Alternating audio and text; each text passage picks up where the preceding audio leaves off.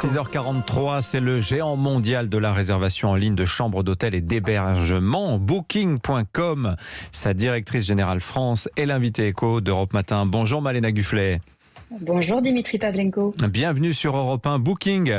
Alors, je voudrais vous situer sur le marché, que les gens se rendent compte. Vous êtes à la réservation en ligne de chambres d'hôtel, ce que Google est à la recherche sur Internet, avec une part de marché, je lisais, qui est attendue à la fin de l'année à 94%. C'est-à-dire qu'en moyenne, Internet aujourd'hui, c'est 2 chambres louées sur 3 dans les hôtels. Et sur ces 2 chambres louées sur 3, vous représentez 94%. C'est ça à peu près, aujourd'hui, Malena Guflet, le poids de Booking.com ? Alors on est quand même loin des poids de Google et nous sommes effectivement sur votre leader. Marché, bien sûr, s'entend, part de marché. Oui, sur notre marché, on est très loin de ces chiffres-là. On estime plutôt qu'on est aux alentours de 15% de part de marché, parce que le marché de la réservation hôtelière est un marché avec énormément de confrères qui sont en place. On est quand même leader mondial et on propose 28 millions d'hébergements dans le monde, dont 6,4 millions d'hébergements dits alternatifs. Bon, il va falloir que je revoie mes sources alors, parce que ce chiffre m'avait frappé, mais bon. C'est plutôt les chiffres de Google. Ça me rassure en tout cas sur l'état de la concurrence, en tout cas dans votre secteur. En tout cas, Booking.com, Malena Guflet, fait l'actualité. Le tribunal judiciaire de Paris a condamné hier votre maison mère, qui est basée à Amsterdam, à verser 1 234 000 € à la ville de Paris pour non-respect des règles locales qui encadrent les locations touristiques, notamment ce fameux plafond de 120 jours maximum de location par an à la nuitée. Qu'est-ce que, concrètement aujourd'hui, Malena Guflet, cette affaire-là, votre réaction d'abord à cette condamnation ? Oui, nous sommes une entreprise européenne et notre maison mère Amsterdam a été effectivement condamnée hier. C'est une décision qui est tombée et qui est très récente. On est très déçus de cette condamnation. Elle est d'ailleurs pas représentative des relations que nous avons aujourd'hui avec la mairie de Paris. Elle est relative à une situation qui est ancienne, qui est une loi qui a été votée avec un effet rétroactif en 2018, et du coup, c'est vrai, Booking.com avait mis du temps à répondre aux exigences des villes en la matière. Pour précision, pour les auditeurs, principalement sur le partage de certaines données liées à la location de courte durée. Et c'est ce qui nous vaut cette amende. Mais soyez rassurés, Booking.com respecte pleinement ses obligations. Et d'ailleurs, nous avons des relations constructives avec la mairie de Paris à ce sujet aujourd'hui. Mais est-ce que vous pouvez préciser, Malena Guflet, ce que vous entendez par partage des données ? Parce que faut très concrètement, moi, imaginons que je possède un appartement dans Paris, que je souhaite le mettre en location, j'ai la liberté de le placer sur plusieurs plateformes, mais ça devient difficile pour vous de comptabiliser ce que chacun des bailleurs a pu, le nombre de nuitées que chacun des bailleurs a pu mettre en location, parce que ça supposerait que vous partagez vos informations avec vos concurrents.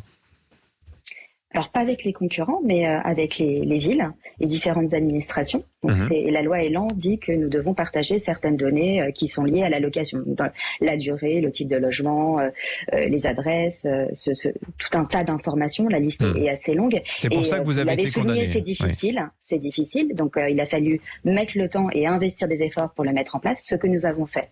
Néanmoins, ce n'était pas assez rapide par rapport à la loi qui était rétroactive. Donc on a été condamné, mais nous étudions la décision qui a été rendue hier pour voir la suite qu'on va donner. Malena Guflet, la directrice générale France de Booking.com et l'invité écho d'Europe Matin.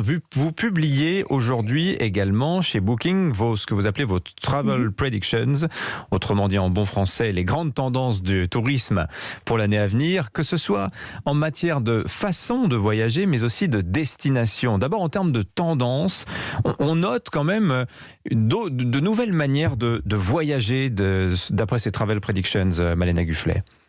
Oui, tout à fait. On pense que l'année prochaine, il va y avoir des évolutions. Alors, on en a listé certaines. Les principales, c'est que on pense que le voyage va vraiment être au service du bien-être. Les voyageurs vont estimer que voyager est la pratique bien-être par excellence. Mais ça veut dire quoi concrètement ? Ça veut dire le voyage découverte très loin de chez soi, c'est terminé, on ira moins loin pour se faire plaisir ? Alors les Français, à plus de 70% l'année dernière et cette année, ont découvert ou redécouvert les magnifiques destinations françaises qui sont extrêmement variés. Donc oui, il y a vraiment une recherche de être ancré dans le paysage français, continuer à plébisciter ces destinations, aller à la rencontre des populations locales. D'ailleurs, 72% des Français sont à la recherche d'expériences authentiques et représentatives de la culture de leur destination. Mais qu'est-ce que ça signifie sur la fréquentation des logements et des chambres d'hôtel que vous aidez les professionnels à louer, Malène Agufflet? Ça veut dire que par exemple, dans le cas de la ville de Paris, ou dans le cas de la côte bretonne, vous vous attendez à avoir un nouveau public sur ces destinations par rapport aux années précédentes?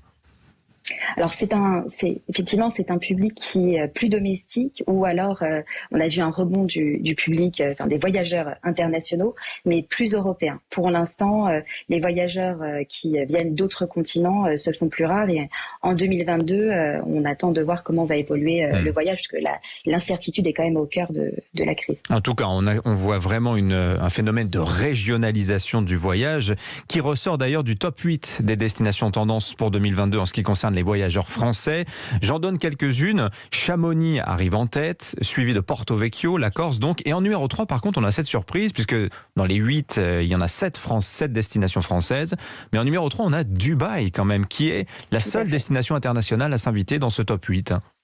Tout à fait. Les voyageurs français sont très friands de la destination Dubaï, qui offre vraiment la mixité de la ville moderne, mais aussi de la station balnéaire, avec ces dernières années beaucoup d'efforts sur l'aspect accueil au niveau hôtelier, mais aussi culture dans la région. Donc Dubaï n'a pas cessé d'être plébiscité. Ce qu'on voit aussi par rapport aux villes que vous avez citées, c'est qu'il y a vraiment un bon mix des destinations balnéaires, des stations de ski, et des villes ou de l'héritage culturel, parce que Carcassonne est aussi en top destination. Oui, elles sont toutes dans le sud pratiquement, ces destinations France préférées des Français. On le note quand même. Merci Malène Agufflet, la directrice générale France de Booking.com. Sachez que d'ailleurs dans le top 8 mondial, on a une destination française, c'est Montpellier. Et oui, le monde veut visiter Montpellier. Ça, c'est nouveau. 6h50.